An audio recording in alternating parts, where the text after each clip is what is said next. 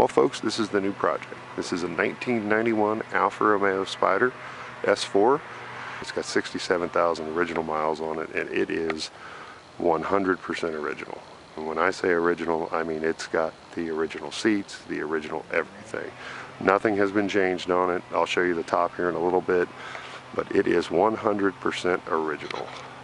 Now, my parents bought this new in 1991, and it has been and will forever be a family car, something that we all share and we all enjoy. I do have the honor of being its custodian now, to keep it on the road and get it back on the road. So here's the interior of the car, as you can see. I'll open that up real quick so you can get kind of a good look in here. You'll notice that there is one thing on this Alfa that is different than most other Alfa Spiders, and that would be that right there. Yes, that is correct, folks. This is an automatic Alfa Romeo Spider. When we bought this car, nobody in my family except me could drive a stick, and the goal was to make this a family car, and Alfa came out with the automatics in '91 for the Series 4. It was available on both the Spider, the standard Spider, and the Veloce, and this one here was equipped with the automatic. You'll notice that if you look in at the automatic, and I'm gonna have to take this a little bit more mobile, so give me just a second. So if you notice here, the interior of the automatic is actually different than the 5-speed, because the shifter would be up here, and then the windows, controls, and everything would be down here. But they put the automatic transmission in here.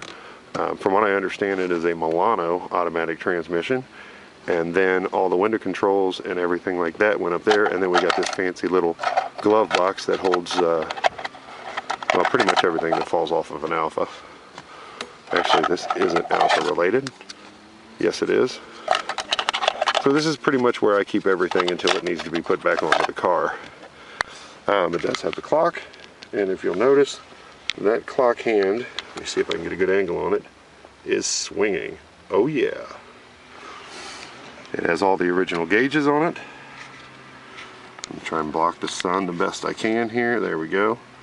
So you'll notice it's got all the original Alfa Romeo gauges in it.